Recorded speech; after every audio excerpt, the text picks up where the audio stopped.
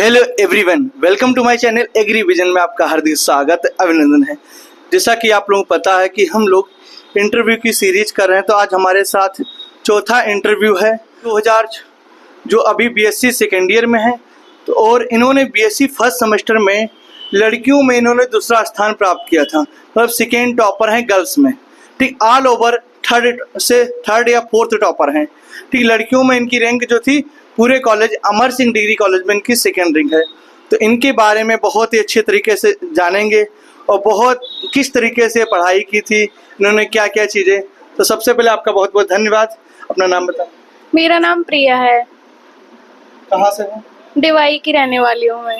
अच्छा, इनका नाम प्रिया है, जैसा कि बताया इन्होंने, डिवाई की रहने वाली हैं।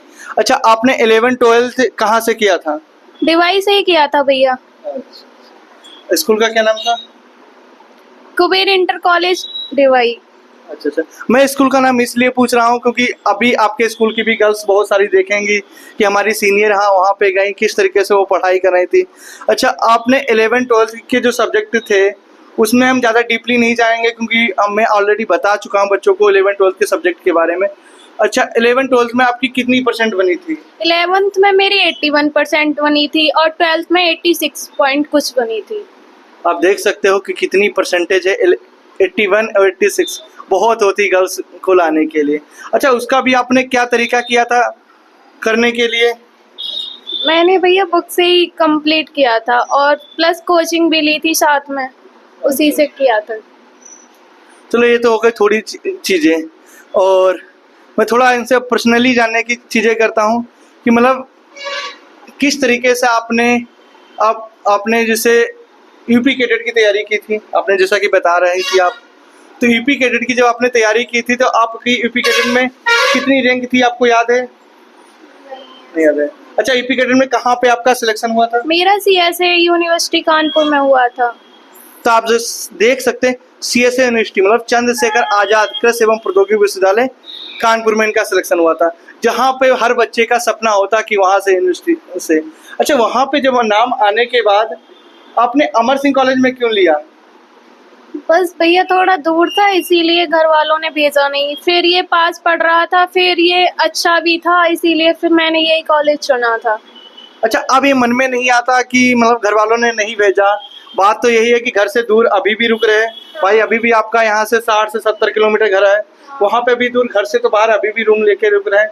तो ऐसा नहीं लगा कि यूनिवर्सिटी जाते तो कुछ और ज़्यादा अच्छा होता? हाँ वही था, पर नहीं अब ऐसा नहीं लगता, यहाँ पे भी बहुत बेस्ट पढ़ाई होती है। अच्छा, चलो, और अच्छी बात है। अब जो बच्चों का नाम आ जाए, क्या आप उनको बोलोगे कि गवर्नमेंट कॉलेज में एडमिशन ले कि यूनिवर्सिटी के लिए ज़्यादा ट्राई करें?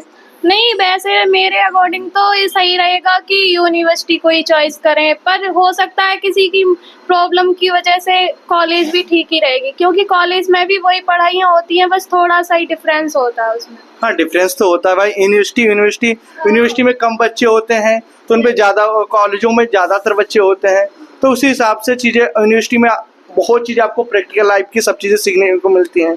इतना कॉलेजों में भी धीरे धीरे सब चीज़ें इंक्रीज हो रही हैं, लेकिन कॉलेज यूनिवर्सिटी है, आप जो यूपी की नंबर 1 यूनिवर्सिटी है सबसे, तो आप समझ सकते हो उसमें अगर नाम आता है। तो मेरा तो यही है कि गार्जियन को एक बार मनाएं अच्छे तरीके से, पाँव छूकर मनाएं, जिस तरीके से मनाना चाहते हैं कि मम्मी पापा उनका विश्वास जीतिए कि पापा मैं वहाँ पे भी जाऊँगी तो सही से ही पढ़ाई करूँगा आपके लिए, इसीलिए। अच्छा, अब बात करते हैं, आपका नाम यहाँ पे भी फर्स्ट मेरिट में नाम आ गया होगा? हाँ, फर्स्ट में ही आया था, पर मैंने लिया नहीं था ना, फिर मेरा ओपन में हुआ था। ओपन में हुआ, मेरा वही था जाने का। अच्छा। अब जब तुमने बीएससी फर्स्ट सेमेस्टर में यहाँ पे एडमिशन ले लिया, फिर आपको कैसा लग रहा था कि मतलब कॉलेज अच्छा है यहाँ से? हाँ, कॉलेज अच्छा लगा था, पढ़ाई भी अच्छी होती है कॉलेजों में, सही लगा था मेरे। अब मैं आ जाता मेन सब्जेक्ट के बारे में फोकस करने के लिए। जैसा कि 12 सब्जेक्ट होते हैं, सबसे पहले आपने एग्रीकल्चर से किया था। हाँ। तो एग्रीकल्चर वाले बच्चों के लिए सबसे ज़्यादा कठिन जो होते हैं मैथ आती है, सबसे ज़्यादा मैथ और इंग्लिश। तो मैथ को आपने कैसे किया? और एक मैं बात बता दूँ, ये मेरी ऑफलाइन की स्टूडेंट है, तो इनसे मैं ये आपको और अच्छी चीज़ बता सकती है कि ऑफलाइन का बच्चा जो मेरे पास रेगुलर 2 से 3 महीने कोचिंग की, तो वो किस तरीके से उन्होंने क्या क्या चीज़ हमने उनके लिए बताई, क्या क्या चीज़ें हो सकती थी, इसके बारे में भी अभी हम लोग एक एक पॉइंट वाइज बात करेंगे। तो आपने मैथ को कैसे पूरा किया था क्या? मैं तो भैया मैंने आपसे ही कोचिंग ली थी, उसी से मेरा कंप्लीट हुआ था। मेरे को ऑफलाइन में ही अच्छा समझ में आता है, क्योंकि ऑफलाइन में सारी चीज़ें क्लियर होती जाती हैं। तो मेरा सजेशन तो यही रहेगा कि जो भी पढ़ना चाहता है वो ऑफलाइन कोचिंग करे तो उनके लिए बेस्ट रहेगा। अच्छा, जो बच्चे बोलते हैं कि सर मुझे एडमिशन लेना है और कोचिंग में आना चाहता हूँ, क्या मैं ऑनलाइन ज्वाइन करूँ या ऑफलाइन ज्वाइन करूँ? कि कहते हैं सर ऑनलाइन की फ़ीस तो बहुत सस्ती है, 300 रुपये मात्र, और ऑफलाइन की आप फीस लेते हो सर कि पर सब्जेक्ट 600 रुपये। तो उनके लिए ऑफलाइन बढ़िया है। जो भी अमर सिंह डिग्री कॉलेज के बच्चे हैं तो उनको क्या कहोगे? मैं बस यही कहना चाहूंगी कि फीस की तरफ ना देखकर अपना पढ़ने पे फोकस किया जाए, क्योंकि ऑफलाइन में ही अच्छा समझ में आता है, ऑनलाइन में तो बहुत ही कम समझ में आता है, इसीलिए ऑफलाइन का ही करें तो अच्छा रहेगा। हाँ, जिन बच्चों के पास टाइम है, यहाँ पे पास के रहने वाले हैं डिग्री कॉलेज में, या रूम लेके पढ़ाई करें, तो उन बच्चों के लिए मैं तो बोलूँगा ऑफलाइन ही सबसे बढ़िया। अच्छा, एक चीज़ और मैं बात को यहाँ पे जोड़ूंगा, जो ऑफलाइन में हम जो चीज़ बोलते हैं कि बच्चे कहते हैं फीस ले रहे हैं, आपको लगता है जितनी फीस है उससे दुगना ज़्यादा क्या सर मेहनत करते हैं कि नहीं करते हैं? हाँ, पढ़ाते हैं, उससे ज़्यादा दुगना करते हैं, ये मुझे पता है, क्योंकि मैंने पढ़ा है तो मुझे ही पता है। और यहाँ पे एक चीज़ और मैं जोड़ना चाहूँगा, ऑफलाइन वाले बच्चों के लिए हर संडे जो टेस्ट होता है उसका कितना रोल होता है, क्योंकि टेस्ट से सीधे सीधे क्वेश्चन आपके इंटरनल एग्जाम में भी आते हैं और फाइनल एग्जाम में भी आते हैं। हाँ, उससे बहुत अच्छा तैयारी हो जाती है अपना, इसीलिए उसमें संडे को लिया जाता है टेस्ट, उससे अच्छी तैयारी हो जाती है। क्योंकि संडे का मतलब जो पूरे वीक में चीज़ें पढ़ाई जा रही उसको पूरा एनालाइज किया जाता है। और मैं एक बात यहाँ पे ऐड करूँगा, आप हर चीज़ों को टॉपिक बाय टॉपिक, जैसे मैथ में है, हमें पता है कि कहाँ से कौन से टॉपिक से क्वेश्चन ज़्यादा आ रहे हैं, कौन से टॉपिक बहुत कठिन है, तो उसका जब आपके सीनियर आपको गाइड करेंगे तो आप उससे ज़्यादा चीज़ें सीखोगे। अपने आप सीखने में क्या होता है कि आपके पास 2 से ढाई महीने का टाइम है, वहाँ पे आप 2.5 महीने में आपको 12 सब्जेक्ट कवर करने हैं, 11 सब्जेक्ट, उनमें बहुत ज़्यादा, मतलब एक सब्जेक्ट पे देखा जाए मोटा मोटा तो 10 से 15 दिन चीज़ें ही मिलती हैं। तो डर नहीं लगा कि इस चीज़ के लिए? नहीं, डर नहीं लगा था, क्योंकि मैं पहले से ही एग्रीकल्चर की स्टूडेंट रही हूँ 9th क्लास से ही, तो इतना वो नहीं था, मैथ का ही डर था थोड़ा, मैथ इंग्लिश, तो उसको मैंने आपकी कोचिंग में आके कवर कर लिया। अच्छा, बात करते हैं जेनेटिक्स पे थोड़ा। जेनेटिक्स भी बच्चों को बहुत ज़्यादा क्रिटिकल लगती है कि चीज़ें, क्योंकि जेनेटिक्स में हमने 11th-12th में जो टॉपिक पढ़े उससे थोड़े से ही टॉपिक पढ़े, जो हमने पढ़े हैं सूत्री विभाजन और असूत्री विभाजन, मियोसिस और माइटोसिस। तो जेनेटिक्स में आपने कैसे किस तरीके से कवर किया? जेनेटिक्स तो मैंने आपसे कोचिंग ली थी तो आपने उसी में कवर कराया था, फिर आपके नोट्स से ही मैंने पढ़ा था, सारा उसी में से फंसा था, इंटरनल एक्सटर्नल। अच्छा, एक चीज़ मैं बताऊं, जो मैं नोट्स देता हूं बच्चों को, कहता हूं कि इस नोट्स से पूरे अगर 50 नंबर का पेपर है तो 50 में से 50 फंसेंगे आपके, तो ऐसा क्या सच में है कि हाँ, ये सच में है, क्योंकि ये मेरे साथ हुआ है, मैंने आपके नोट से ही तैयारी की थी तो उसमें मेरा अच्छे मार्क्स आए थे, इंटरनल एक्सटर्नल दोनों में ही अच्छे मार्क्स आए। तो ये सही है कि नोट से ही पढ़ना चाहिए, जो आप बताते हो वो ठीक है। ये तो हो गए मोटे। अब इंग्लिश के लिए भी आपने क्या क्या अप्लाई किया था? जो चीज़ हमने बताई थी उसके अलावा भी कोई चीज़ अप्लाई की थी? नहीं, मैंने आपकी कोचिंग से ही जो पढ़ाया गया था वही मैंने किया था, बस उसी से हो गया था मेरा कवर। ये ऑफलाइन स्टूडेंट का मैं आपको पूरा रिव्यू दिखा रहा हूँ कि ऑफलाइन स्टूडेंट जो चीज़ में, ऐसा तो नहीं कि मतलब ऑनलाइन वाले बच्चे हैं, जो बच्चे अमर सिंह कॉलेज के अलावा अदर यूनिवर्सिटी में, अदर कॉलेज में पढ़ रहे हैं, तो वो उनके बच्चों के पास में टाइम नहीं है, इतनी दूर है, तो वो बच्चे ऑनलाइन ही क्लास लीजिए।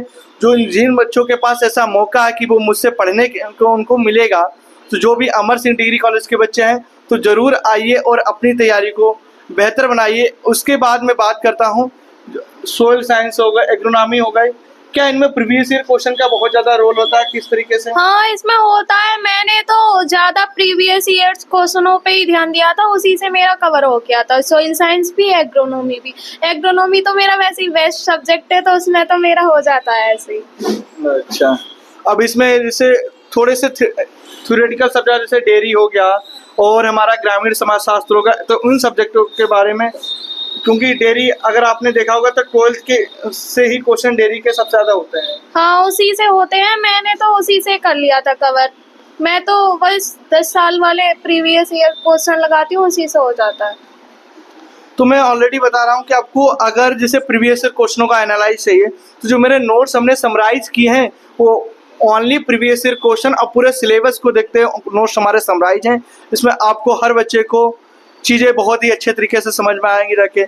जैसा कि हमने बच्चों को बता रखा कि जो हमारी बीएससी फर्स्ट सेमेस्टर की ऑनलाइन क्लासेस हैं उसका टाइमिंग 9 बजे से क्लासेस चालू हो जाती हैं। वहाँ पे आपको डेली 30 से 40-45 मिनट की क्लासेस मिलेंगी। और मैं अब आपका आगे का क्या करने का प्लान है? आगे का तो अभी सोचा नहीं है, प्लस अभी तो बीएससी हो रही है, अभी सोचना पड़ेगा। अब अच्छा, एक चीज़ मैं यहाँ पे और चीज़ जोड़ना चाहूँगा, जो बच्चे बीएससी एग्रीकल्चर कर रहे हैं, क्या वो अब, क्योंकि एग्रीकल्चर में इतनी चीज़ें हो गई, आपको इंटरनल एग्जाम देने पड़ते हैं, फिर मेन एग्जाम देने पड़ते हैं, फिर प्रैक्टिकल एग्जाम देने पड़ते हैं। अब तो इस बार का सीसीएस यूनिवर्सिटी का थोड़ा सा और अपडेट होगा कि आपके एमसीक्यू टाइप के भी पेपर आएंगे इंटरनल एग्जाम की, जैसा कि बात चल रही है। तो उसमें अब ऐसा नहीं होगा कि आपको प्रीवियस ईयर 5 साल के क्वेश्चन कर लिए, आपको सिलेबस पूरा का पूरा पढ़ना पड़ेगा। तो जो बच्चे बीएससी फर्स्ट सेमेस्टर में आ रहे हैं, तो उनको क्या कहना चाहोगे कि वो सिलेबस के अकॉर्डिंग पढ़े कि प्रीवियस ईयर इसलिए नहीं पढ़े शुरुआत में, क्योंकि क्वेश्चन का जो इंटरनल एग्जाम होंगे मल्टीपल चॉइस के क्वेश्चन आएंगे। हाँ नहीं, अब तो पैटर्न चेंज हो गया है, तो मैं यही कहना चाहूंगी कि अब तो सिलेबस के अकॉर्डिंग ही पढ़ें, पहले अपना सिलेबस कंप्लीट करें तभी फिर क्वेश्चन लगाएं बाद में। अच्छा, एक चीज मैं यहाँ पे और जोड़ूंगा कि जो बच्चे अभी न्यू बच्चे एडमिशन हो रहे हैं, वो क्या करते हैं कि एग्रीकल्चर में एडमिशन ले लिया, वो सोचते हैं कि हम जनरल एग्जाम की भी तैयारी करें, UP police, Delhi police, SSC, GD, army. क्या तुम्हें लगता है कि मतलब क्योंकि एग्रीकल्चर में इतना बर्डन डाल दिया गया है, इन चीज़ों की तैयारी कर सकते हैं साथ में? नहीं हो पाएगी। मेरा तो यही सजेशन रहेगा कि आप बीएससी एग्रीकल्चर से कर रहे हो तो उसी फील्ड में जाना बेस्ट रहेगा। कुछ मैं यहाँ पे थोड़ा सा एक पॉइंट जोड़ रहा हूँ, आप डायरेक्टली उसकी तैयारी नहीं कर सकते। हाँ, बीएससी के साथ साथ आप एक चीज़ कर सकते हो, आपका बीएससी फर्स्ट सेमेस्टर कंप्लीट हो जाए, पहले तो आप उसकी कंप्लीट करें, क्योंकि उसमें बैक बहुत ज़्यादा लगती है। उसके बाद अब जो time duration semester two semester का मिलता है, वहाँ पे आपको सब्जेक्टिव मैथ कंप्लीट करते रहिए अपने धीरे धीरे, रीजनिंग कंप्लीट करते रहिए, और इंग्लिश, जीएस, हिंदी, इस तरह आपको 3 सब्जेक्ट पे बहुत ज़्यादा फोकस करना है। इंग्लिश, मैथ, रीजनिंग, इनको कंप्लीट कर लोगे तो एग्रीकल्चर के कोई भी एग्जाम आपके निकल जाएंगे बहुत ही आसानी तरीके से। तो आप लोगों को इंटरव्यू कैसा लगा, तो इसके बारे में आप लोग ज़रूर बताना। कोई भी क्वेरीज है तो आप बता सकते हो। नंबर है 9369044421। Thank you.